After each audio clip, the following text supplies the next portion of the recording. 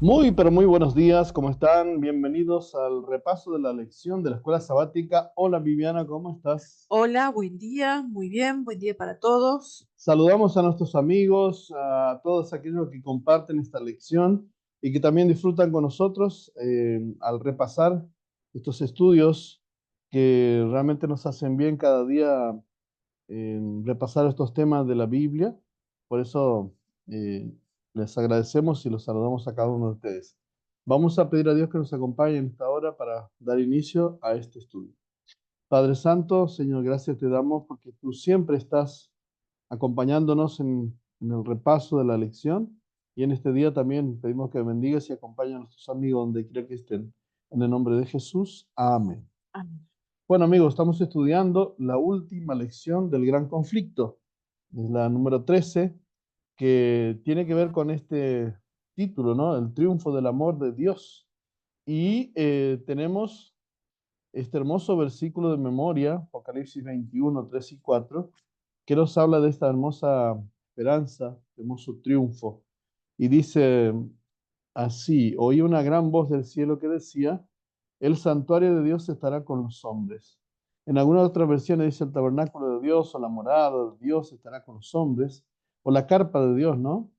Él habitará con ellos y ellos serán su pueblo. Dios mismo estará con ellos como su Dios y Dios enjugará toda lágrima de los ojos de ellos. Ya no habrá más muerte, ni llanto, ni clamor, ni dolor. ¿Por qué? Porque las primeras cosas pasaron. ¿Qué tenemos para hoy, Viviana? Hoy tenemos un estudio troncal, diría yo, de este trimestre, que el título es Esperanza en el pronto regreso de Jesús. Y bueno, ya comenzamos con la lectura de unas citas bíblicas y nos hace la siguiente pregunta. A la luz de los desafíos del futuro y del tiempo de angustia que se avecina, ¿por qué son tan alentadores estos versículos? Mm. Vamos a leer entonces Juan capítulo 14, versículo del 1 al 3. No se turbe vuestro corazón, creéis en Dios, creed también en mí. En la casa de mi Padre muchas moradas hay. Si así no fuera, yo les hubiera dicho, voy pues a preparar lugar para vosotros, y si me fuere y les prepare el lugar, vendré otra vez y los llevaré conmigo para que donde yo estoy, ustedes también estén. Y Tito 2 versículo 11 al 14 dice, porque la gracia de Dios se ha manifestado para salvación a todos los hombres, enseñándonos que renunciando a la impiedad y a los deseos mundanos, vivimos en este siglo sobria, justa y piadosamente, aguardando la esperanza bienaventurada y la manifestación gloriosa de nuestro gran Dios y Salvador Jesucristo. Y dice, termina diciendo, quien se dio a sí mismo por nosotros para redimirnos de toda iniquidad y purificar para sí un pueblo propio celoso de buenas obras. Muy bien. Vamos a mirar un poquito el significado del primer versículo, ¿no? Eh, que es el versículo de San Juan, donde decía, no se turbe vuestro corazón, y el significado de la palabra turbar es alterar o interrumpir el estado o curso natural de algo. Eh, también es parecido, ¿no? A enturbiar, como a ensuciar, y eso es lo que el versículo nos puede estar diciendo. Las palabras de Jesús cuando nos dice no se turbe su corazón son una garantía de que nunca nos abandonará y de que volverá para llevarnos a casa. Este mundo no es nuestro hogar, está por llegar un día mejor. Uno de cada 25 versículos del Nuevo Testamento hablan del regreso de nuestro Señor. Cuando los días son sombríos y las promulgaciones agobiantes de un poder político religioso que amenazan nuestra vida, la promesa de la venida de Cristo llena nuestro corazón de esperanza, y esta es la bendita esperanza que ha inspirado al pueblo fiel de Dios de todas las generaciones. Una pregunta más. ¿Qué explica la diferencia entre estas dos mentalidades, ¿no? La actitud de los salvados y los perdidos, que escucharemos a continuación en los siguientes versículos. Y dice Apocalipsis capítulo 6, versículos 15 al 17. Y los reyes de la tierra, y los grandes, y los ricos, y los capitanes, los poderosos, y todo siervo, todo libre, se escondieron en las cuevas y entre las peñas de los montes, y decían a los montes y a las peñas, caed sobre nosotros, y esconded nuestro rostro de aquel que está sentado sobre el trono y de la ira del Cordero. ¿Quién podrá sostenerse en pie? Isaías también dice en el capítulo 25, versículo 8, destruirá la muerte para siempre y jugará Jehová, Señor, toda la lágrima de los ojos de sus rostros, y quitará también la afrenta a su pueblo de toda la tierra, porque Jehová lo ha dicho. Y se dirá en aquel día, he aquí este es nuestro Dios, le hemos esperado y nos salvará. Este es Jehová, a quien hemos esperado, nos gozaremos y nos alegraremos en su salvación. Los impíos comprenden las horribles consecuencias del pecado, mientras que los justos han aceptado las maravillosas provisiones de la gracia. La rebelión contra Dios conduce al temor, la culpa, la condenación y finalmente a la perdición eterna. Nuestra respuesta a la gracia salvífica de Dios nos conduce al perdón, la paz y el gozo eterno en su glorioso regreso. ¿Cómo responderán los redimidos a la gloriosa salvación provista sin reservas por medio de Cristo?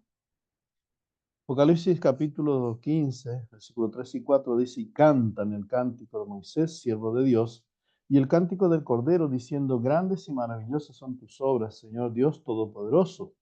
Justos son y verdaderos tus caminos, Rey de los santos.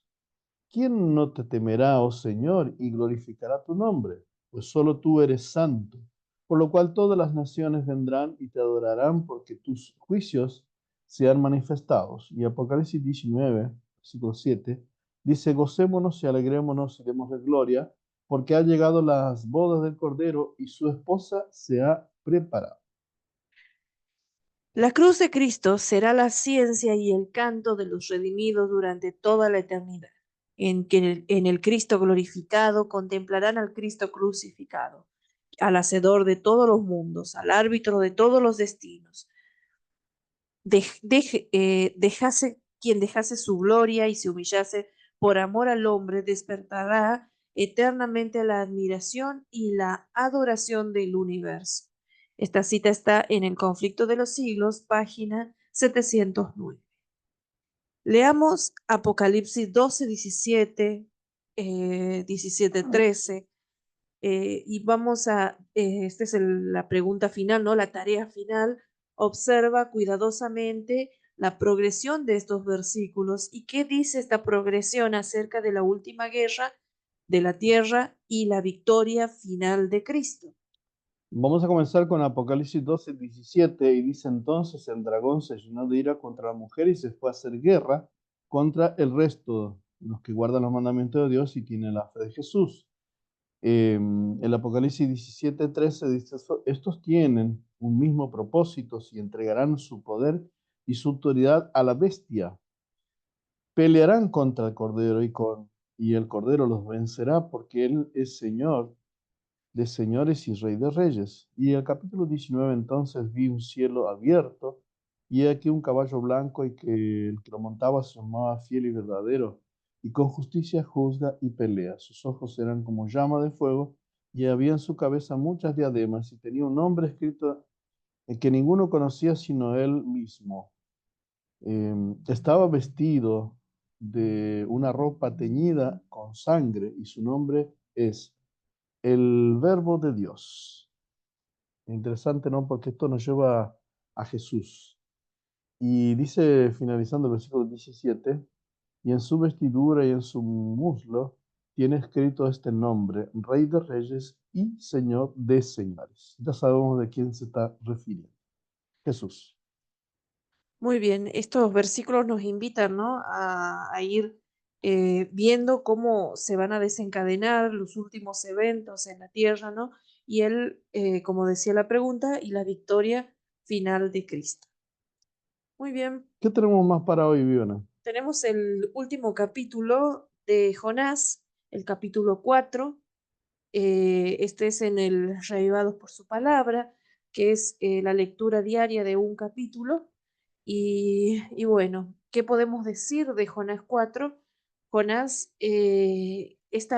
comienza el versículo de la tristeza, el disgusto, el enojo de Jonás, y en medio de ese enojo ora a Dios.